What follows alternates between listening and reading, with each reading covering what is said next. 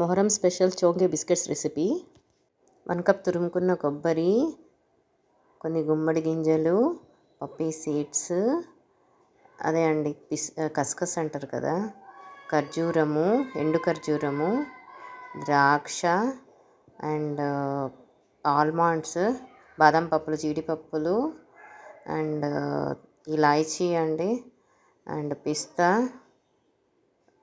పప్పులు అండ్ ఖర్జూరపు గింజలు అండ్ 250 గ్రాముల సుజీ, 500 గ్రామ్స్ వీట్ ఫ్లార్ అండి, అండ్ నెయ్యి, 1/4 కేజీ తురుముకున్న బెల్లము, 1/4 లీటర్ పాలు. బాండలిలో 3 టీ స్పూన్ల నెయ్యి వేసి సుజీని రవ్వని, బాంబే రవ్వని దోరగా వేయించాలి.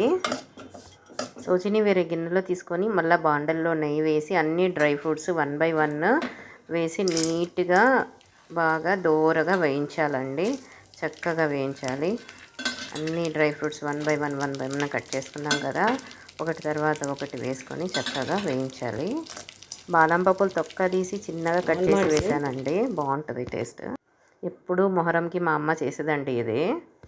ఇప్పుడు తురుముకున్న కొబ్బరి వేసి బాగా కలపండి. ఆ సెగలోనే కొంచెం రోస్ట్ అవుతుంది, బాగుంటుందండి. ఎక్కువ రోస్ట్ చేయాల్సిన అవసరం లేదు. ఇప్పుడు స్టవ్ వెలిగించి ఒక గిన్నె పెట్టి 1/2 గ్లాస్ వాటర్ వేయండి, నీళ్ళు వేయండి. తర్వాత తురుముకున్న బెల్లం ఉంది కదండి, దాన్ని వేసి బాగా కరగనివ్వండి. కరిగిన తర్వాత మంచిగా కలపండి. తీగపాకం వచ్చేంత వరకు దాన్ని కలపాలి. ఇప్పుడు చూడండి తీగపాకం వస్తుంది. తీగపాకం ఎలా వచ్చిందని మనం ఫైండ్ అవుట్ చేయాలంటే కొంచెం గరిటని తిప్పండి. ఇదిగోండి తీగపాకం వచ్చింది కదా, ఇంతే అండి. ఒక గిన్నె తీసుకొని వేయించిన రవ్వ, గోధుమ పిండి, పప్పీ సీడ్స్, అన్నీ వేయించుకున్న డ్రై ఫ్రూట్స్ వేసి, ఇలాచి పొడి కూడా వేసి, తర్వాత బెల్లం పాకము, తీగపాకం వచ్చింది కదండి సిరప్, దాన్ని కూడా వడగట్టి చక్కగా కలపండి నీట్గా. బాగా మనము చపాతీ పిండి కన్సిస్టెన్సీలో కలపాలండి. పాలు పోసుకుంటూ నెమ్మదిగా కలుపుకుంటూ ఉండండి.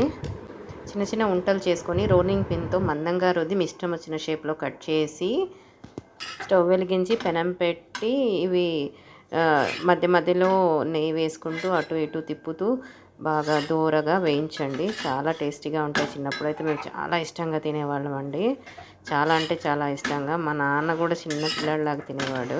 చాలా ఇష్టం మాకు ఇవి. ఇది మా ఫరాన్ కోసం. చూడండి ఎంత బాగా కలిచారో. సో ఇలా ఉంటుందండి, చాలా టేస్టీగా ఉంటాయి. ఆ మందంలో ఉంటే చాలా టేస్టీగా ఉంటుంది. ఇది 15 డేస్ నుంచి 1 మంత్ వరకు కూడా స్టోర్ చేసుకోవచ్చు. ఫ్రిడ్జ్లో అయితే 1 మంత్, లేకపోతే బయట ఉంటే 15 డేస్ ఉంటుందండి. చూడండి ఎంత బాగుంటుంది, టేస్టీ, హెల్తీ కూడా.